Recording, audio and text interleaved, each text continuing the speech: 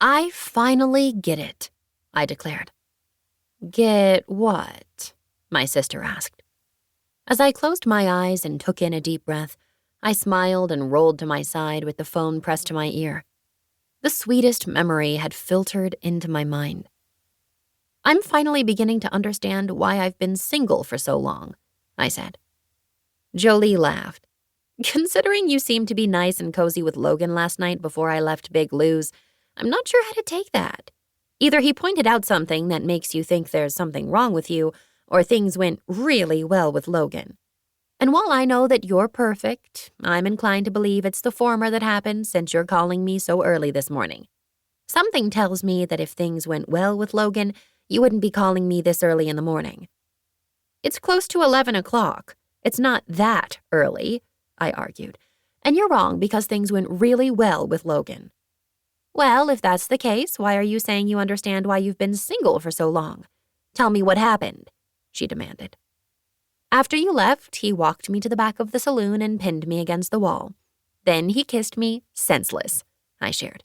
I knew it. I knew he was seriously into you, my sister stated. My belly fluttered as I recalled Logan pressing his big body into mine. This is what I'd been missing. Anytime I'd tried to find someone, I always felt that something was lacking. Unable to pinpoint what it was, I assumed I was just being picky. Now I knew differently. When I didn't respond immediately, Jojo said, I'm still confused. This seems like a good thing, and you said things went really well with Logan. They did, I assured her. And I think the reason I've been single so long is so that I'd be able to appreciate last night for everything that it was. If it hadn't been so long, I might have gone through with what my mind was telling me to do. Which was to stop it, to turn Logan down when he asked me to go back to his place with him, I replied. Why would you stop that from happening? Jolie shrieked, causing me to pull the phone away from my ear. Once I was certain she wasn't going to yell at me again, I rolled to my back and held the phone up to the side of my head. Because it wasn't me, I confessed. I've never had a one-night stand. It's not something I think I can handle. But you did it anyway? She asked.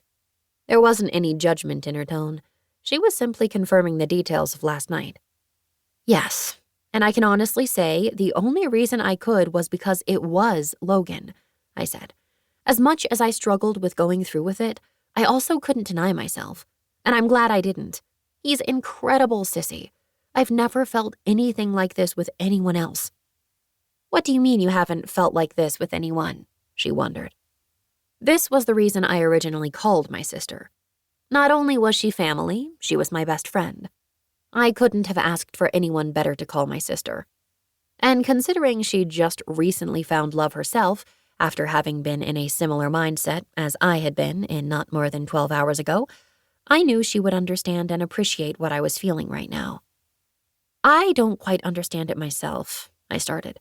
But there's something about him that's different. I feel this spark with him. It's almost as though everything else fades away. Does that make sense? It makes complete sense, Kendall, she assured me. Really? Yes, I'm so happy for you. I let out a sigh of relief. I thought I was crazy because even though I knew that Logan and I were in Big Lou's with tons of people around, it was like none of them existed. In those moments when he was kissing me, it was just the two of us. Immediately, Jojo asked, So, how did you leave things between the two of you? Did you leave his place last night?